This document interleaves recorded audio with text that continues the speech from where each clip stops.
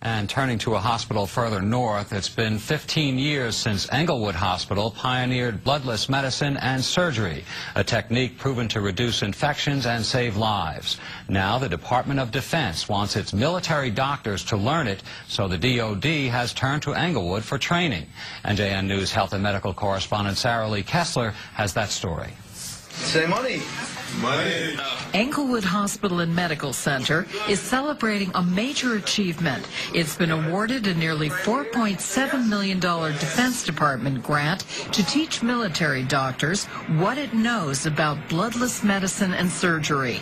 The hospital is an internationally recognized leader in the field. To date, it's treated more than 50,000 patients. Congressman Steve Rothman, who's a big supporter of the hospital, he was born here, says he lobbied for the grant after learning about the program.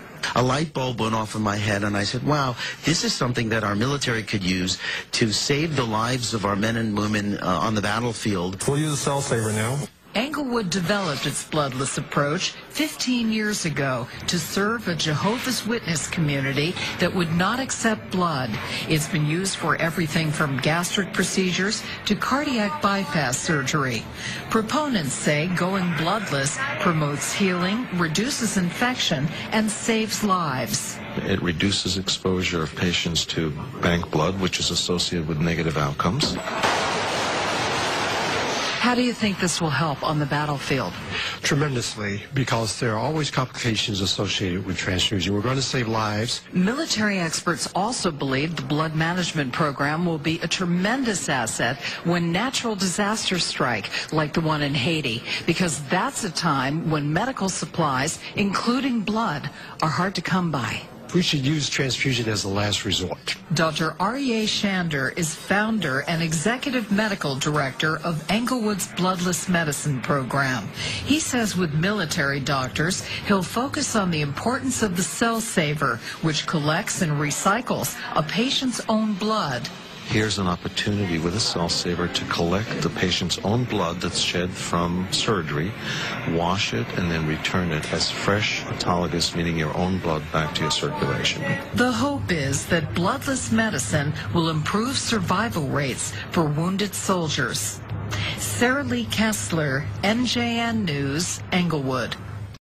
Innovation often comes where we least expect it. We said, why are they doing okay without blood? 14 years ago, a group of Jehovah's Witnesses asked Englewood Hospital to develop a system where they could have surgery without blood transfusions, which is forbidden in their religion. We saw a year after practicing this way that the witness patients were getting complex surgery and medical care without using blood. The hospital created the Institute for Patient Blood Management after research began showing that performing surgeries without blood transfusions, known as bloodless surgery, eliminated many complications.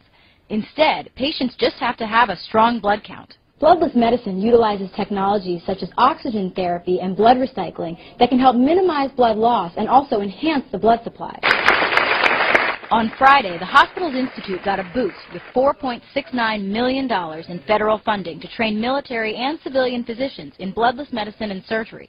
The lower cost of performing surgery without transfusions made it a particularly appealing government program. When one can reduce complications, reduce infections, reduce durations in the hospital, reduce mortality as a result of surgeries, and save money at the same time, that's a grand slam. The program will be run through the U.S. Army and aims to help Army doctors become less dependent on blood supplies in war zones or trauma situations. The complication list is very long, and so we only want to use blood transfusion as a last resort. As the Institute uses bloodless medicine for more varied surgeries, the hope is that it will soon become the standard method. Bloodless medicine and surgery can be applied across the board to transplantation, to trauma, to anything else. Now with a larger platform to spread the new methods across the globe.